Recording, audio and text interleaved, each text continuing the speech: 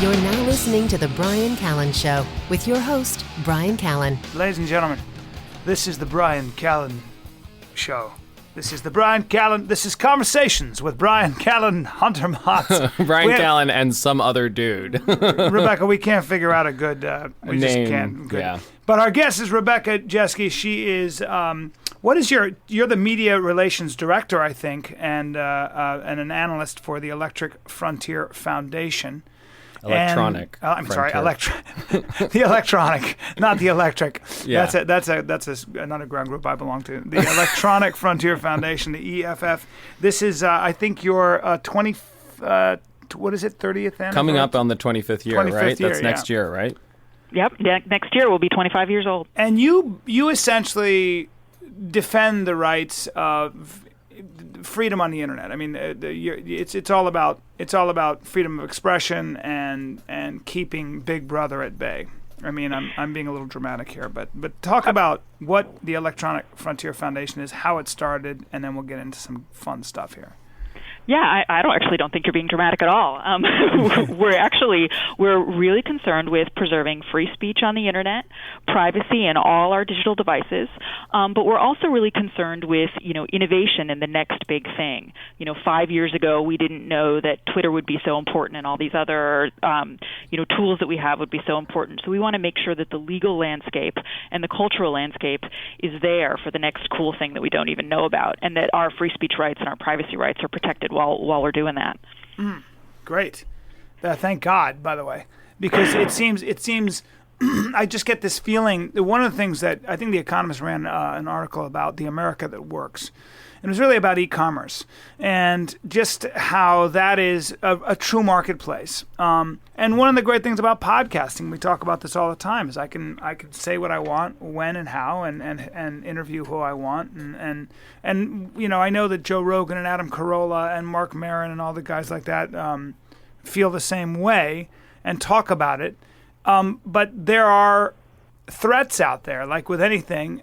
You've got government bodies and agencies that want to somehow regulate e-commerce. They want to regulate the internet. And sure, a lot of the motives are, I suppose, usually couched in good intentions. Yeah, but so were Hitler's. Right. I mean, and this is what we have to worry about.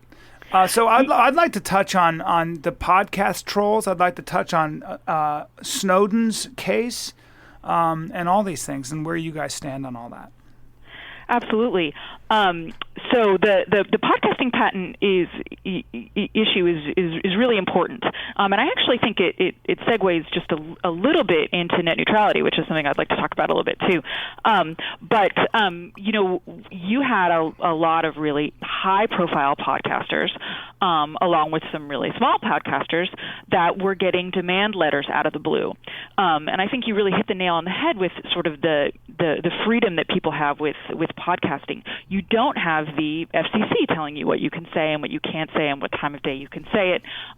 You're really allowed to be yourself and do your thing and really express. Yeah, imagine that. Imagine that. I know, exactly. Right? I mean, the FCC is trouble, which is why the net neutrality thing is so problematic. But then, you get this thing in the mail saying, you are podcasting, you are infringing on my patent, and you owe me X dollars, or I'm going to take you to court. Mm-hmm. The good news is that the people like Adam Carolla pushed back right away, right. and said no. I mean, usually when you get a letter like that, it's scary. I mean, you might not have the money, so you either stop doing your thing, which is a horrible shame, or you pay up. But fortunately, a lot of really high-profile people fought back, and we here at EFF filed a petition at the Patent and Trademark Office challenging this patent, which is ridiculous. Who was behind this? A bunch of scumbag lawyers or one guy? The podcasting patent is owned by Personal Audio, and there's all sorts of different ways that people are patent trolls. I actually don't know what kind of patent troll Personal Audio is, but the idea is instead of making money off your patent by using it and licensing it properly, you make money by extorting people. Bad guys, bad people. Yeah. It works in Sicily. Why shouldn't it work in America? Well, I know a lot of small businesses were getting letters like this just out of the blue. Like you'd own a mom and pop shop, and they'd say, yeah. And it's not just podcasting patents, right? There were people getting them for scanning to PDF. You know how like a big, like a nice big copier, you can scan it and it'll email you a PDF. Yeah.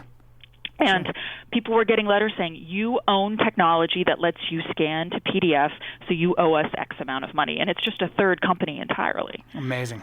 It's ridiculous. And they make money that way. Anyway, I'm sorry, go ahead. But people are fighting back.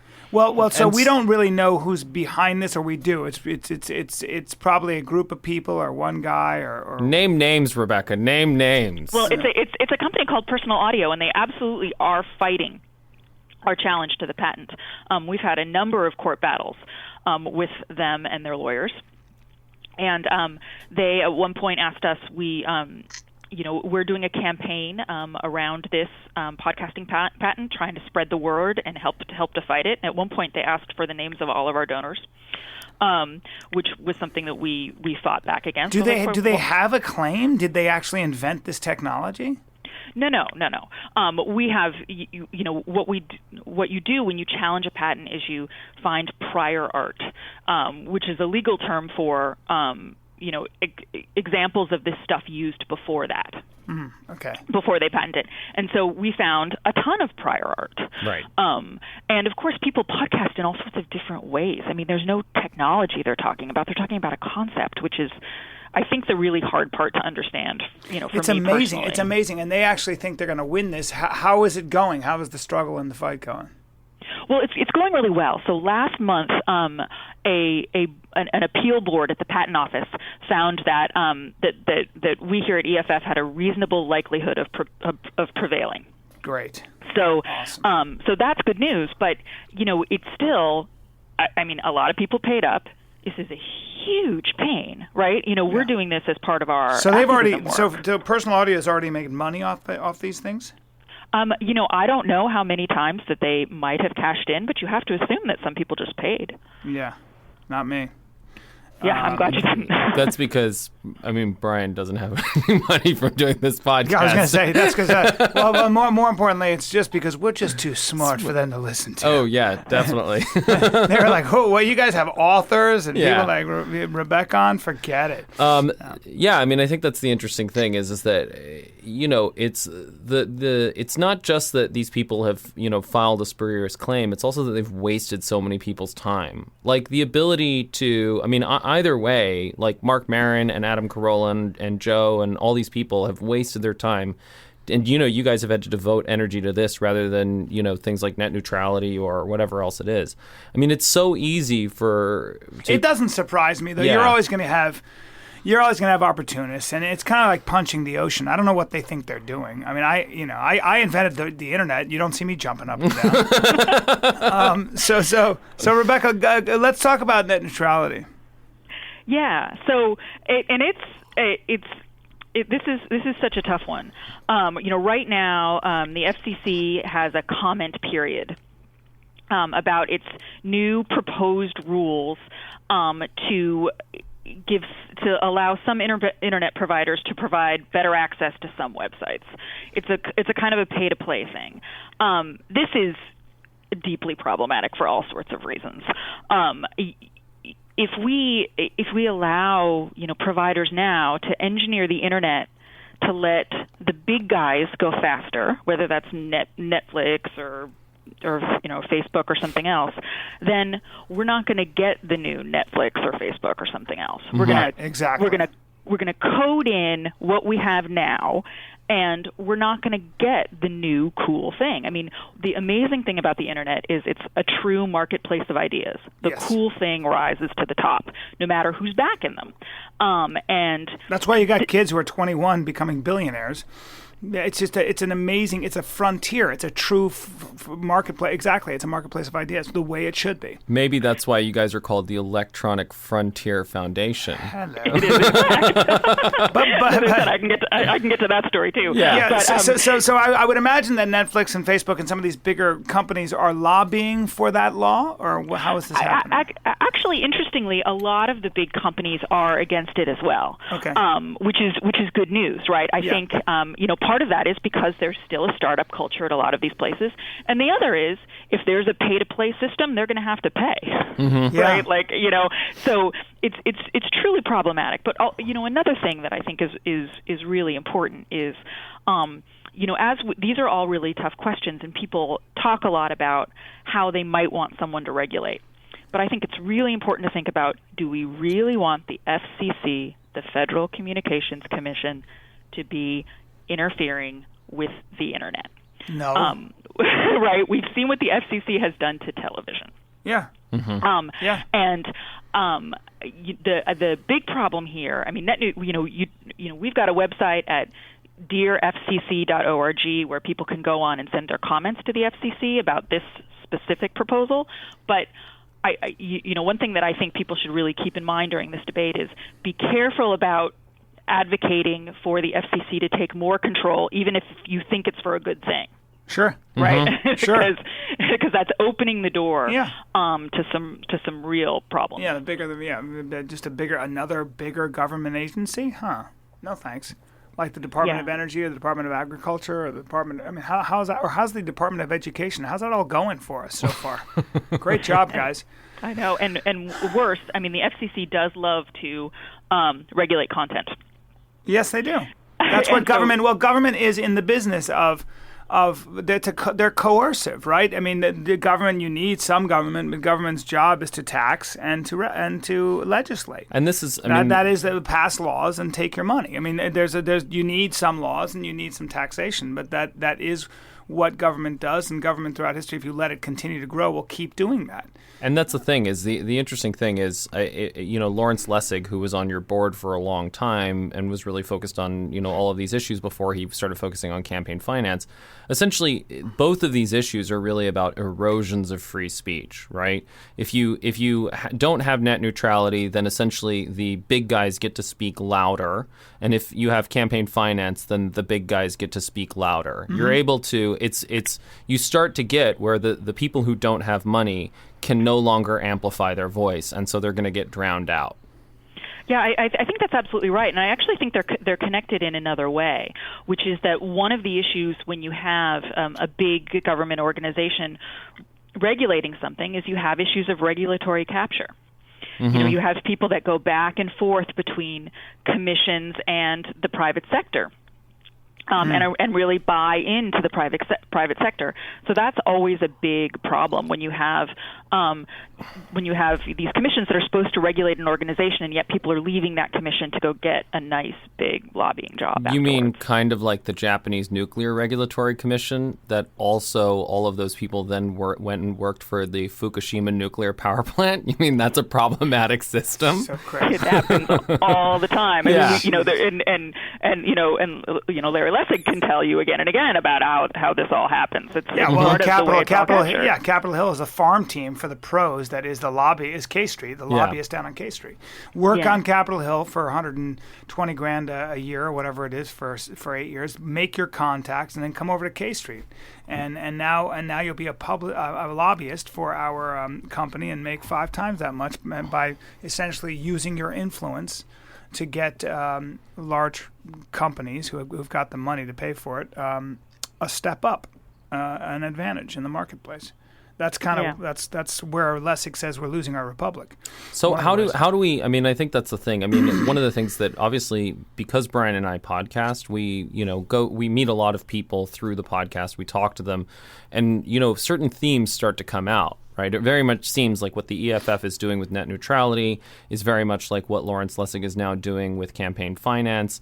Essentially, there's a whole cluster of issues that are really around the First Amendment. Mm-hmm. And how is it that we begin to build consensus where people start to realize, everywhere free speech is under attack, and this is how we recognize what is an attack on free speech and what is not. and are able to start making some real demands about protecting our First Amendment rights? Well, I actually think it's started, and we're doing a great job. We just need to keep it going. People in Congress already have really heard. I mean, I think a great example of sort of understanding how the First Amendment plays into things that you might not think are about the First Amendment was the SOPA PIPA fight of a couple years ago. What was that? That was, you might remember, I think it was like 2 years ago, maybe, the internet blacked out for a day because of these bad laws that were pending in Congress. And they were sort of Hollywood-backed laws that they'd been trying to get into place for a long time that would involve the ability to censor entire websites if they might have infringing content on them. Right. Copyrighted content. And the problem with that is that there are always a million ways where you can use copyrighted material that's legal. Right. For parody, fair use, this is all really important stuff, and in fact, core Larry Lessig stuff before he moved on to political reform. And in the 21st century, we have to be able to quote to do a parody of something in order to comment. Of course, and the internet really understood that when people started doing this activism against these bills that were really going to involve censoring web pages when Hollywood gave their say so because they didn't like the way their content might be being used.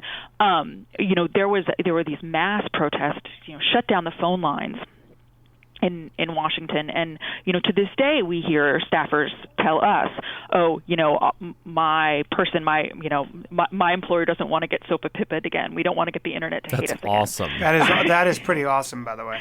It's really wonderful. I mean, and one of the architects of that whole protest was Aaron Swartz, the poor guy who took his own life after being unfairly prosecuted by the government.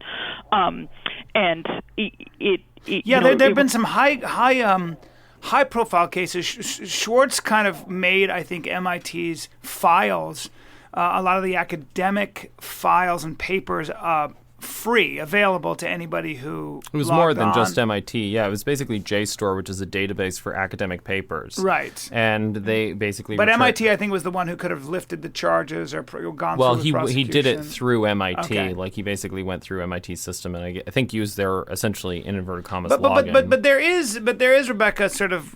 I mean, there is something to be said for protecting intellectual property.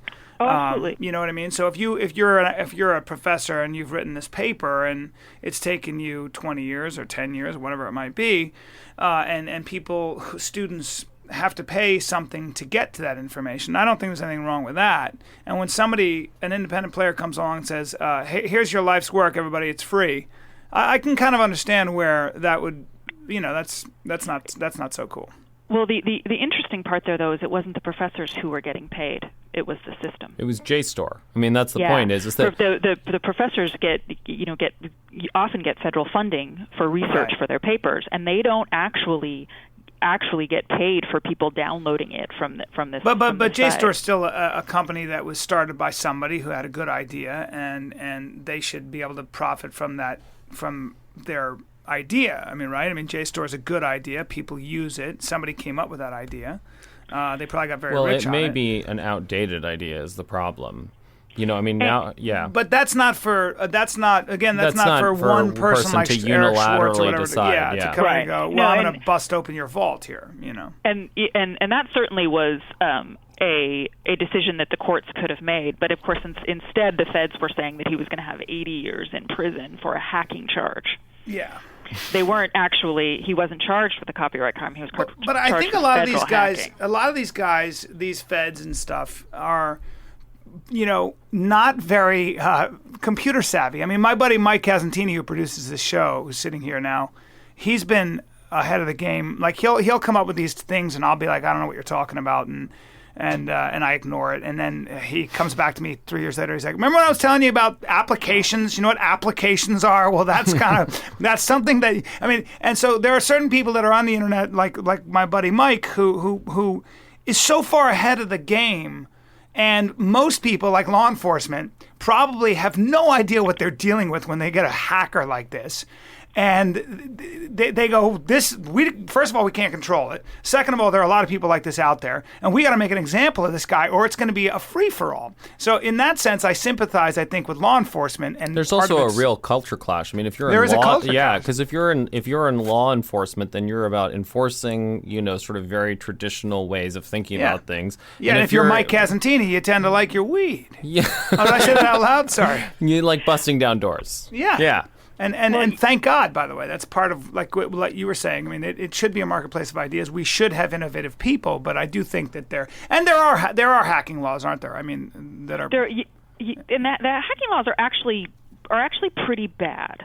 And in fact, it is one of the reasons why EFF got started in the first place back in 1990. There were three people: Mitch Kapor, John Gilmore, and John Perry Barlow, who was a lyricist for the Grateful Dead, among other things, were hanging out on the Well, which was an online bulletin board.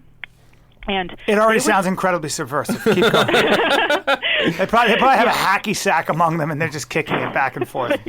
Jeez. Communists! All right, keep going. They're all great guys. Two of them are still on our board of directors.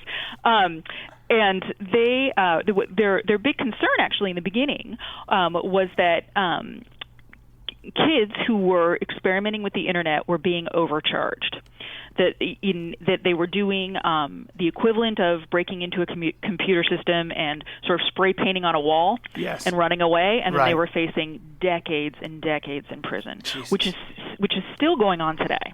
Wow. The Aaron Swartz thing was an example of that, and we still see cases where people are getting overcharged, and lots of times I do think it's people genuinely misunderstanding, whether it's the judge or the prosecutor, exactly what's going on. So that is one of our core reasons to be here at ESF, is to really make sure that the courts and the prosecutors and the cops understand how this technology works, to make sure it's fair. Mm-hmm. Mm-hmm. Good. Well, and I think that's the interesting thing. I mean, what Brian was talking about in terms of another sort of big fundamental issue, it's the First Amendment, but it's also intellectual property. And any society makes a decision about how much it defends intellectual property rights, because if you give people intellectual property rights indefinitely, then that becomes a monopoly on those ideas, and that really is, going to destroy innovation. But on the other hand... First of all, intellectual property rights are property rights, right? I mean, it's the same thing, isn't it? Yeah, but there's a fundamental difference in the sense that if you buy a house, you can own it indefinitely. Yeah. As opposed to, we've made the decision that if you come up with an idea, then you'll own it for 20 years. Because we understand that innovation is about taking old ideas and tweaking them. Right. So you want to re-inject those ideas back into the system to be able to be innovated upon, because ultimately we all benefit from living in the benefits that come from your idea being reused and improved are greater than the benefits that you would get from just holding on to that idea forever. Right. Yeah, and certainly intellectual property rights are important. I mean, I'm a writer. When I write something for ESF, it's under a Creative Commons license, and anyone can publish that, and I want that to be true. But I also do other stuff in my own time, and I don't want people to steal and put their name on what I do. Sure. But that isn't really what about here. We need to make sure that that intellectual property law that protects legitimate rights doesn't go too far. So it's about you're talking about proportion. You're talking about proportion. But it's a trade-off, and I think that's the question: is where does that trade-off lie? I mean, if we know that essentially a patent of 1 million years would be bad for the society, and we know that a patent of 0 years would be bad for the society, where is that sweet spot? Is it 20 years? And is 20 years something that made sense when innovation was only happening at a certain rate in the 1900s? Should it be less? I mean, should it be different for different things? I mean, if you're talking about, for example, pharmaceuticals, the time that it takes to develop a drug, the time it takes to get a drug to market, I mean, that's getting shorter, but it's still much more time-consuming. 12 years or something, yeah. Yeah, I mean, how do we know where that line should be, and should it be the same across all intellectual domains or not? Yeah, I mean, I think it's pretty clear it shouldn't be across all of them. I mean, it's one of the things we're pushing here at EFF is patent reform. We're not calling to abolish patents. They're an important part of American innovation.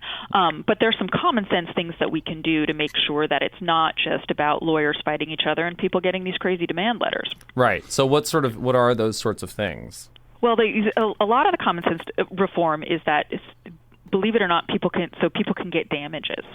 So if you fight this, you can actually have your attorney's fees paid. Could you imagine going through? I mean, one of the reasons why we can do this is because we can fight this podcasting patent is we're this nonprofit, Right. that can go do it. If you had to hire top of the line lawyers to fight this patent, it would just be astronomical. I mean, a single, maybe we could get like Mark Cuban to back us and fund the whole thing, but it would have to be that sort of like massive amount of money. Yeah. But if people who failed at enforcing their patents had to pay attorney's fees, then suddenly they've got some skin in the game. Right, exactly. So that's a really important. Yeah, that's a very important. If you sue me, you should have to pay my lawyer fees when you lose. Right, and so that's going to really discourage trollish behavior. Let's talk a little bit about Bradley Manning, now Chelsea Manning. I guess he got a sex change in jail. Julian Assange, and then finally Edward Snowden. Where do you guys stand on Julian Assange and people like Snowden and Private Manning, who's now, I think, doing 35 years in prison? I mean, these are difficult cases, aren't they? Yeah, they're difficult, and I think it's really hard to group them all together. Okay. Because they're all really different things. Although maybe part of this. Part of all the things that we've learned in the last 5 years about American government activities.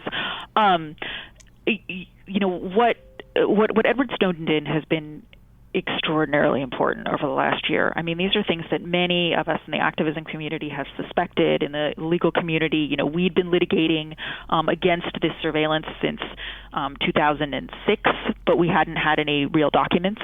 Right. We knew that we were being spied on, basically, which is illegal technically. I mean, the FBI is allowed to, with a search warrant or certain warrants, allowed to spy on its own citizens, but certainly intelligence agencies like the CIA and DIA are not really. They're supposed to spy on foreign agents, not on their own people, right?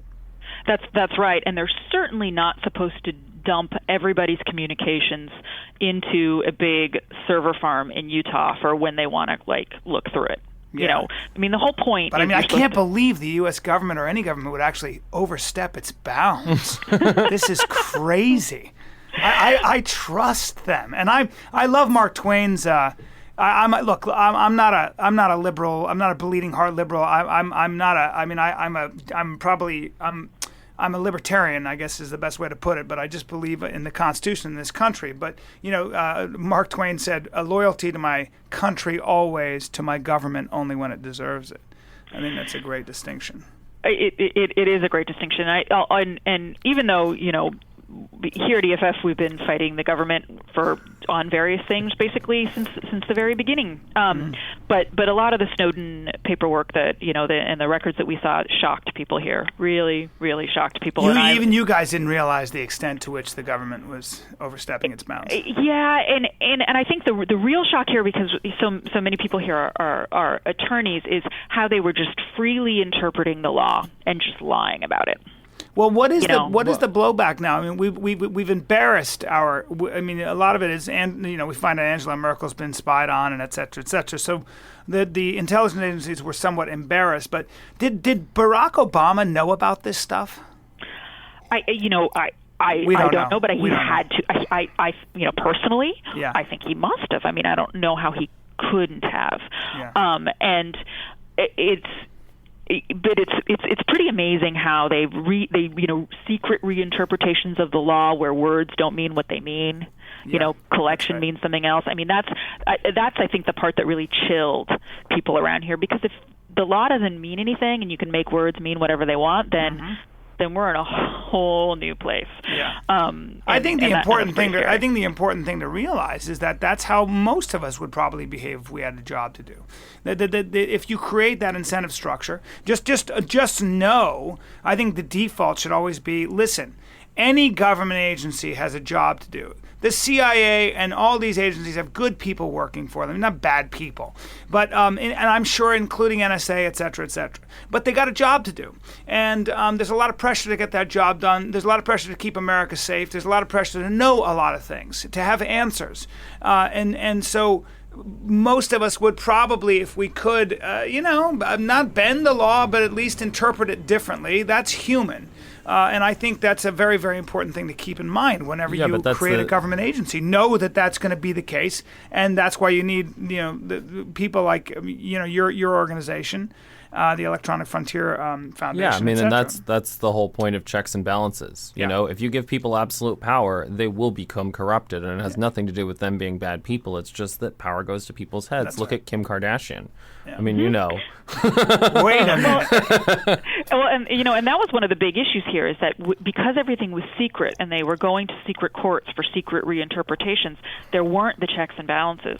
One of the proposals, which so far hasn't gotten anywhere in Congress, which is too bad, is to have an advocate inside the NSA or other intelligence agencies whose job it is to advocate for the privacy of American people. So they have that opposition internally. That's a tough job. That's a tough job for anybody. I can just see that. Oh boy. Yeah, I think it would be hard for that person not to be captured. Sort of what we talked about before. But the idea that you at least have an adversarial process with somebody saying, here's what. Well, kind of like internal affairs in police, in police exactly. But the good news also, though, I think part of the American character is to constantly question authority and to know that government should be treated like a necessary evil, not some giant engine to solve all your problems. Well, not everybody feels like that. No, but I'm saying that if you look at young people today, most people have a healthy distrust of any kind of secret government body. I think in some ways to our detriment. People are like, well, there are too many. I don't believe in conspiracy theories. I don't like that so much, but there's no question that, the Snowden case exposed what would have made for a pretty good Hollywood movie. People were very surprised. It did make for a good Hollywood movie, didn't it? I'm sure they made one. They're making one actually about Snowden. So is it true they want Brian Callen to star? I'm too athletic looking. I don't look. My back is too broad. Yeah. But what is my posture too straight? I don't have. But maybe they're going to make it into an action movie where Snowden just rips in with a RPG. I like that idea. Blows the shit out of the NSA. He's just got really fast fingers. I've almost got it. I don't. What is the? So what do you think is going to happen with Snowden? In 10 years, is he going to be looked at as a hero? Is he still going to be? And is he still going to be in Moscow? Well, that's tough. I mean, the whole extradition and what laws he broke and didn't break. That's a whole area of law that we don't specialize in. And there's some really good people in Washington who work on that kind of thing, which is great because it's a little outside of our sphere. I mean, I personally believe that in 10 years he'll be looked at the way that Daniel Ellsberg is looked at now. The guy who leaked the Pentagon Papers. I mean, this has just been, his leaks were groundbreaking, and and that's sort of what we've been focusing on in EFF is that the information that we have now is so important. We need to do our part, the legal part, and who did he leak that information to first? The Guardian, right? Yeah. I think. And I don't remember who he got to first, if it was Glenn Greenwald or Laura Poitras.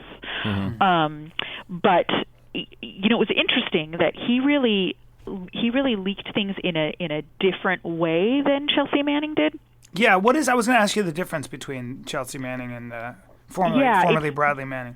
Yeah, so the way that by the way makes a very cute man and a cute woman. By the way, so I mean he's kind of a cutie pie. I'm just going to say he's spoiled for choice. Yeah, he's a cutie. I mean, I don't even know if he hadn't needed a sex change. He kind of looks wonderfully sort of androgynous. So good on you. Anyway, but Snowden really brought all these things to journalists and had them sift through and find. Help him find the most important stuff and help, connect with technologists and the right journalists to write these stories. The documents that WikiLeaks got from Private Manning was sort of a giant dump. I mean, I don't know if you remembered, if you read some of those cables that came out, that a lot of them didn't seem critical at all. I mean, I remembered reading a detailed cable about a wedding in the Caucasus that was fascinating, but had nothing to do with anything. Yeah, right, had nothing to do with anything except slightly embarrassing to the person whose wedding it was, I'm sure. Mm-hmm. And so I mean, I think there was a difference. There was a difference there, and what WikiLeaks did in publishing all those cables, you can decide whether they were. I mean, there are lots of different opinions about whether they made the right journalistic decision to print them all or not. But the really important part about WikiLeaks was what they were doing was journalism, whether you thought it was good journalism or not. Mm-hmm. And so that was to us the really scary part about the debate around WikiLeaks and those documents. The scary part was saying that somehow WikiLeaks had broken the law when what they were really doing is journalism, and you don't want people to criminalize journalism. You don't. But the only issue can be that if there is information, especially intelligence information that could put American law enforcement and but how do you make operators that decision at risk? I mean, you can always. Well, the way you make that decision is the following. I mean, when you're working undercover. And somebody blows your cover, man. I mean, like Valerie Plame, right? Yeah, right. But even worse, because Valerie Plame was more of an analyst. I mean, when there are guys out there with their boots on the ground, they're up close and personal. And if they get caught by the wrong guy, or they get their cover, or more importantly, not only the Americans but their assets, our assets, they get killed or worse. And that's where we have to be careful with this stuff. And that's where I can understand if you're an intelligence operative and you're putting your life at risk, or a military guy, you'd be less than sympathetic to somebody like Manning, who is that indiscriminate about just dumping a bunch of information. I think that's a little bit irresponsible. And look, he's doing 35 years for a reason, right? I mean, well, and WikiLeaks did actually do some redactions. But I think, but another the flip side of that is, the New York Times held on to the first story about the warrantless wiretapping that came out in 2005 after the election, held on to that story for a full year because the government had told them they would put people at risk. The story was killed at the LA Times before that because there's actually a clash. Different people say different things. The editors at the LA Times say that the story wasn't ripe. The writer of the story says that it was killed because of government pressure. Right. So that's the flip side of it, is that we have seen lots of pressure for saying you can't publicize this, you're going to put people at risk, when it was information that the American public needed. So yeah, did Manning and Snowden, do we know, did they know that they were going to get caught doing this stuff? I don't know about Manning. I mean, Snowden had to know, right? That's why he left the country, is that he had a plan. Right. To put himself out there. I don't know about Manning. Yeah. I mean, I have been following the Snowden stuff more closely because it's just so core to what we do here. It's probably a complicated thing. It's probably a bigger answer than that anyway. I mean, I don't know, but and again, they're two very different people. But let's go back to Julian Assange for a second. What is your take on Assange? Is Assange, what is he? Is he a guy who is he just this wildly ambitious man who wanted to do something nobody else was doing? Is he a seeker of the truth? I mean, where do you guys fall on that? Or maybe you don't have to have an opinion about it. Yeah, it's hard because for us, we're interested in the First Amendment implications of publishing information on the internet, which is at heart what Julian Assange did. At heart, he was a journalist who got leaked information, and he made decisions like an editor might about what to publish, and then he did it. And that's the important part. I think, for me personally, I don't like to get too into, I don't like to get into too much about him, because everything that I've personally found out about him, I don't like him very much as a person.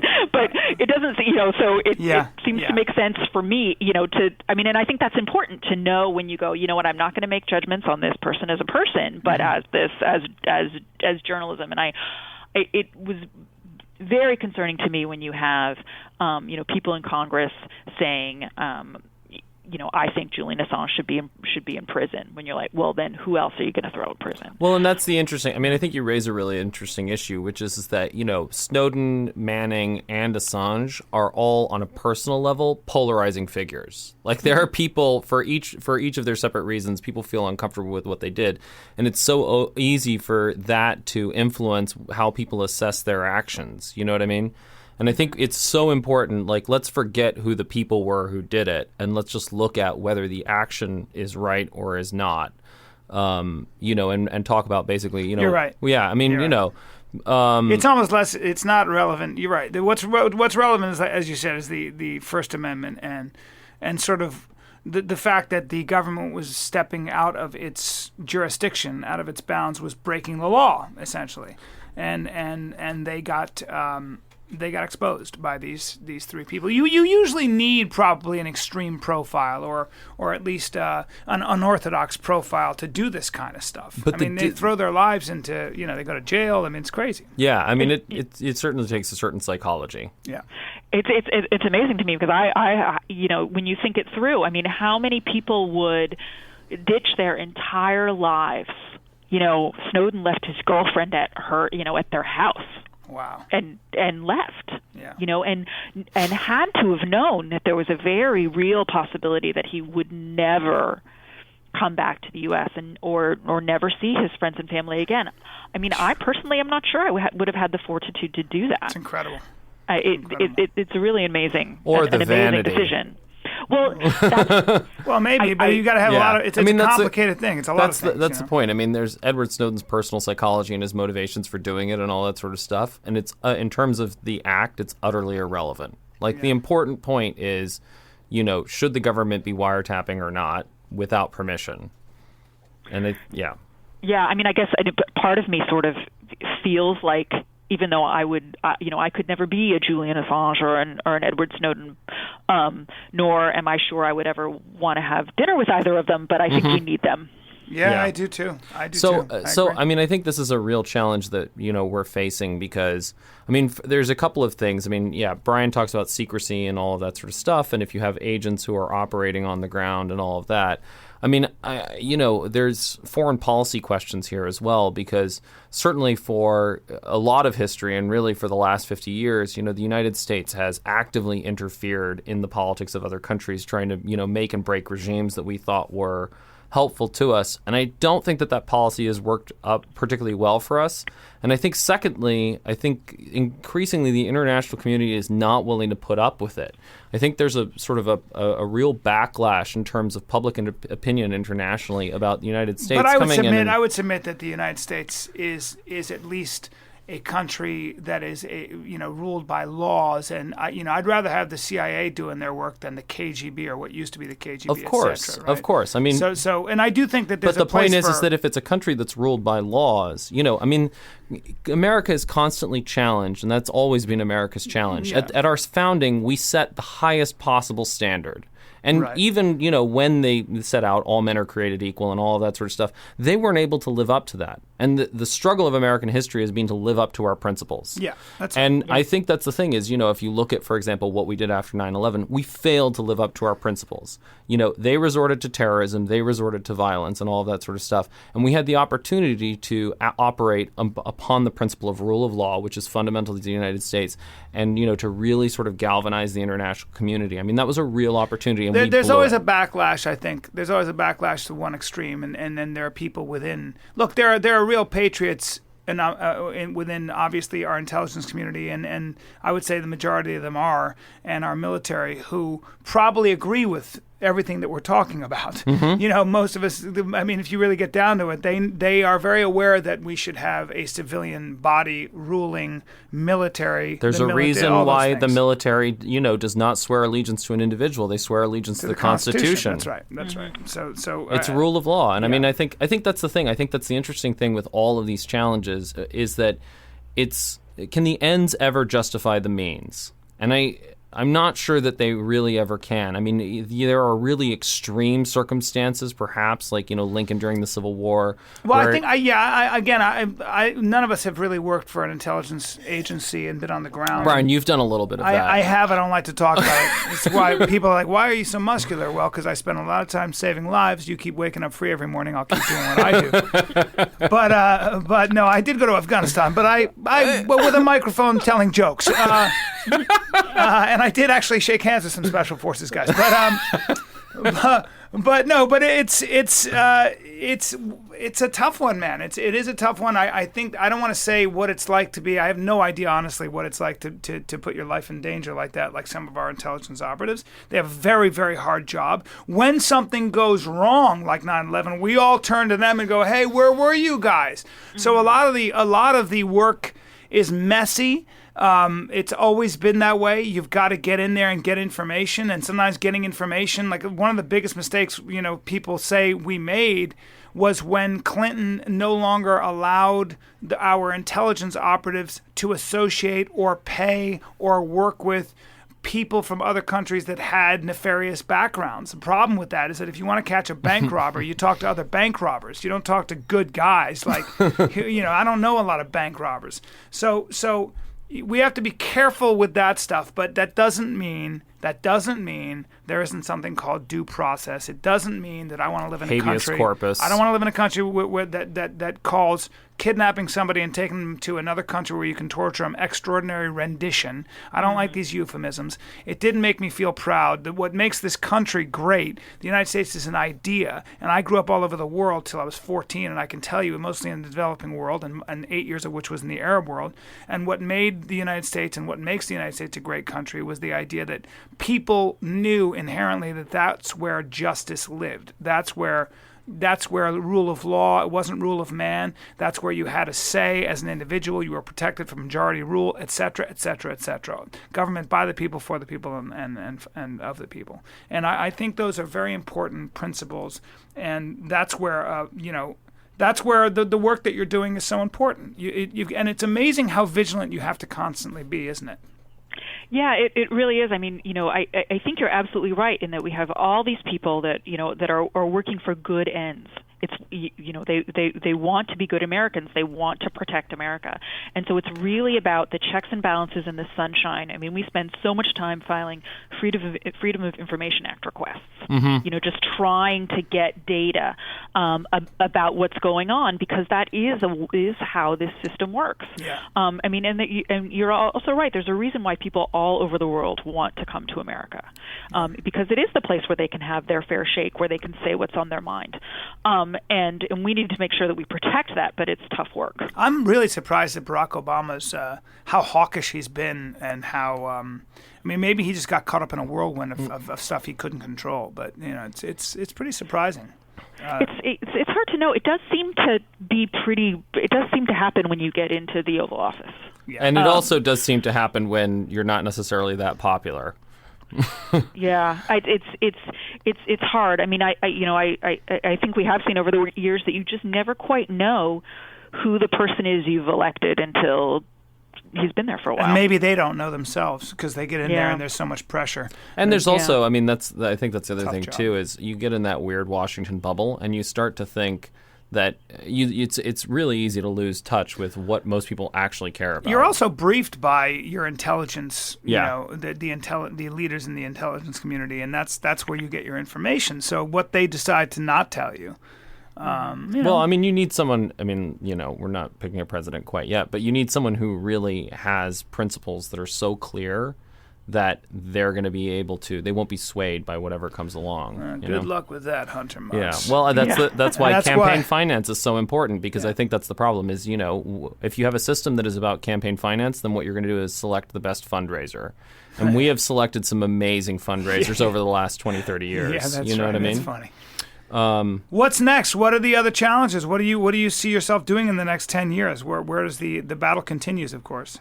Well, that's the really actually awesome part, is that who knows what we're going to be doing in 10 years. Mm-hmm. I mean, I started here at EFF 8.5 years ago, and did I know that I was going to be talking about censorship on Twitter, like when I started. I like, know, no, it's so weird. You know?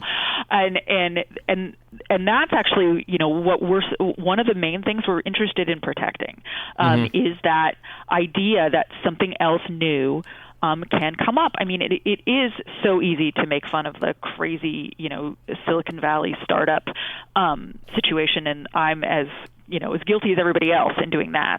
But the way technology changes so fast, you know, I want the cool new tools. I want the most awesome thing in my pocket.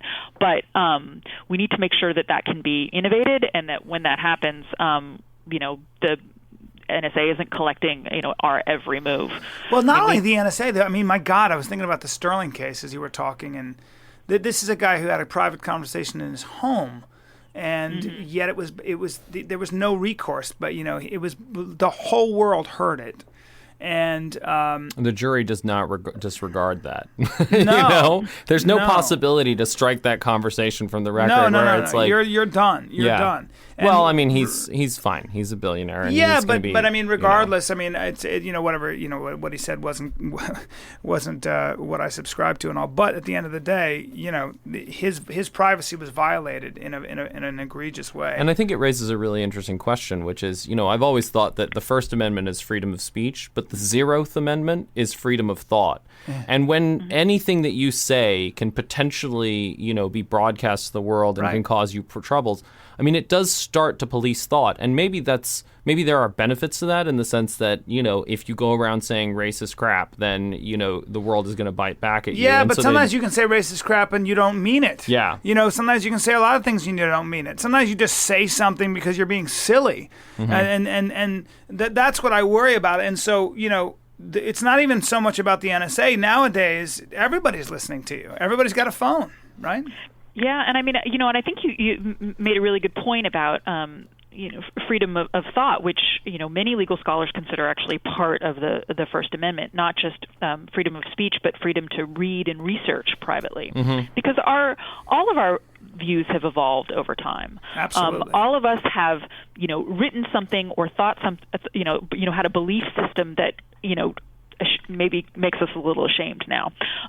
You know, that and it's really important that, you know, we be able to explore controversial ideas and accept or reject them. I mean, whether that's look, I remember having a knockdown drag out fight. I was 21 or 22, and this girl in my acting school thought it was okay for 2 gay men to adopt a child. I thought that was outrageous. I was like, what? I mean, I didn't know. I was like, that's a craziest thing. And I really had an argument with her. Well, guess what? I didn't know a lot of gay people. I hadn't been around. I hadn't looked at the alternatives. I hadn't lived a life. It didn't mean I was anti-gay. I wasn't. I naturally never was. I've never been a prejudiced person. You were just ignorant. I was just ignorant, and I was trying to protect a kid. That's right. And I thought that was the way you did it until I learned, you know, otherwise. So we all evolve, man. We all evolve. You know. That's right. Although I will say that my 4-year-old self is right. Like, Play-Doh is delicious. Well, there is that. Yeah. There is that, sir. Yeah. So, you know, I mean, I just worry. And we all do, I guess, that, you know, when you're on your way to evolving and you're on your way to kind of, when you're speaking your mind or you're trying to figure something out verbally, somebody might record a snippet of that and you're in big trouble. Then again, there are people who are real a-holes, like Jean-Paul Gaultier, what's his name? The guy who was talking about gassing Jews. I don't care how drunk you are, you're an a-hole, man.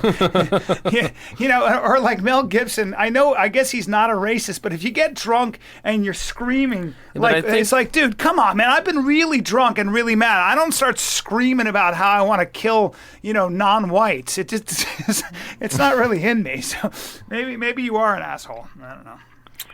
Anyway, we're getting off topic. Yeah, but sorry, Rebecca. I think that's the thing. I think what I've really learned from this is that, you know, it's great to come up with big principles, but the whole point of the legal process is that, you know, if we knew up front what the line was between secrecy and freedom of speech, we would have written that into the Constitution. And case by case, you guys are really challenging these things and figuring it out piece by piece, which I think is awesome.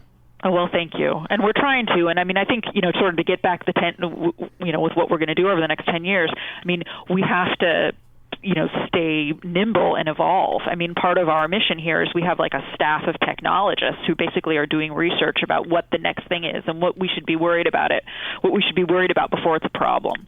So, it's just, free speech is so important. And I mean, one of the cases we originally did, 10 years ago, helped decide that computer code is speech. And so it's just a really important part of as we increasingly live our lives digitally. That makes sense. Well, Rebecca Jeschke, thank you so much for in your work at the Electronic Frontier Foundation. Thanks for doing the show, and I know I learned a lot today. So keep up the good work. We need you, sister. Thanks so much. This was a ton of fun. I really enjoyed it. Yeah, man. Come back anytime. All right? I'd love to. Thank you. Thank you so much. Thank you, Rebecca. Thanks. Bye-bye. It was great. That was awesome. Thank you. There it is, ladies and gentlemen. More talk on defending our freedoms, getting to the root of the problem, making big ideas and good ideas accessible here at the BCS. You've been listening to The Bryan Callen Show with Bryan Callen. Be sure to like him on Facebook. Just search for Bryan Callen Comedy. And follow him on Twitter. Just search for @BryanCallen. You can also find him online by visiting his website. Just go to bryancallen.com. Until next time, bye-bye.